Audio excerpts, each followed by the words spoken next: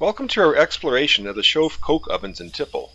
This unique site is home to the best preserved beehive coke ovens in the nation. The coal tipple and other equipment are in relatively good condition too, having avoided vandalism and graffiti that plague so many other abandoned sites. The first structure we are walking around is the remains of the original coal tipple. A drift mine was located on the hillside across York Run Creek, and a long conveyor brought it to the top of the coal tipple, as seen in the old photo from about the 1940s. The tipple acted as a storage hopper for filling the Larry cars. Recognizing the site's value, in 1993 the National Park Service documented the place with maps, a few photos, and a brief history. Here's what Lori McWan wrote for the Historic American Engineering Record. Unable to satisfy its almost insatiable demand for coke, U.S. Steel and its subsidiary, the H.C. Frick Coke Company, continued building beehive coke ovens even as they developed innovative byproduct coke plants. The Beehive Works at Shoaf was one such site. Opened in 1906, the Shoaf Drift Mine and Coke Works operated for almost 2 decades before being partially dismantled in the late 1920s. Briefly put back into service during World War II, Shoaf was again closed at the war's end.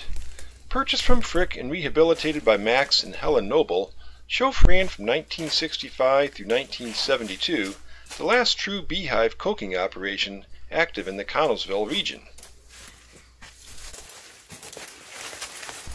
Shoaf was a transitional site.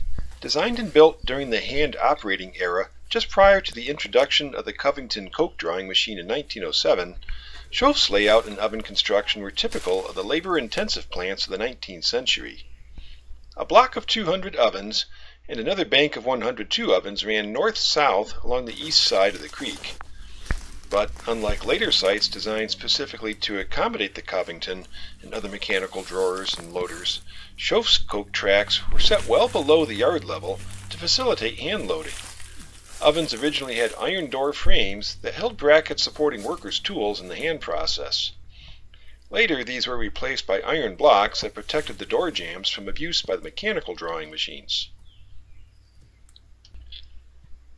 Although U.S. Steel partially dismantled the ovens and the surface structures at Shoaf in the late 1920s and 30s, the company rehabilitated and reopened the works during World War II when demand for metallurgical coke exceeded production at its byproduct plants.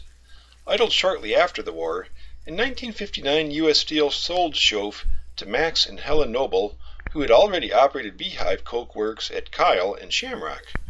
Although the Nobles never reopened the drift mine, they rehabilitated the ovens and in 1965 began coke production once again at Shoaf.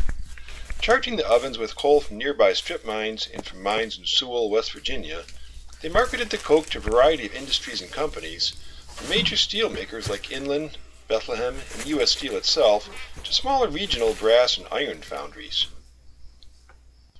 By the early 1970s, no longer was dwindling coal reserves or the byproduct coking the major threat to the area. It was the environmental movement. In an attempt to bring beehive ovens into compliance with the more stringent air standards, the Nobles retrofitted a few of their ovens with a series of pipes and dust-catching equipment that reburned the smoke from coking and then collected the dust residue in a baghouse. And although the Nobles claimed to eliminate 98% of the smoke, they were unable to bring their operations into compliance, and by 1972 the place was closed. The shaft house from the original drift mine opening no longer exists, though the powerhouse and Max Noble's home are still present at the top of the hill. In 2012, a group from the American Industrial Mining Company Museum came to preserve a few items and removed one of the Larry cars and an old diesel locomotive from the premises. With permission to access the buildings, they discovered the powerhouse to be essentially unchanged from 50 years ago. During our exploration, we ran into one of the locals who had been coming to the site since he was a kid. He was more daring than us and freely climbed all over the tipple, including down into the pit where the newer mine access was located. Note the mine opening has been sealed. His family lived in the area for generations, and his grandfather used to work at the mine.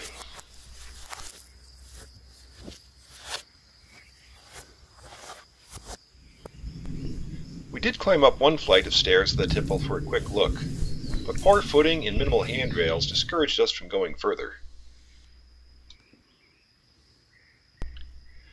The property is owned by Men Allen Resources LLC, a small trucking company with a mailing address in Buffalo, New York. There also appears to be an active graphite business in the small buildings north of the tipple. Curiously, CSX is still listed as the owner of a slice of land for the old B&O Railroad right-of-way. Having seen videos of giant drag lines like Gem of Egypt or Big Chief, it seems unlikely this crane was sufficient for strip mining during the last years of Shoaf's operation. Perhaps it was just used to move excess or spilled coal and coke. It's been over 50 years since Shoaf was in operation. Our goal is to document these places in their current state to preserve the history for future generations. If you've enjoyed this video, check out our other adventures and click like. Thanks for watching.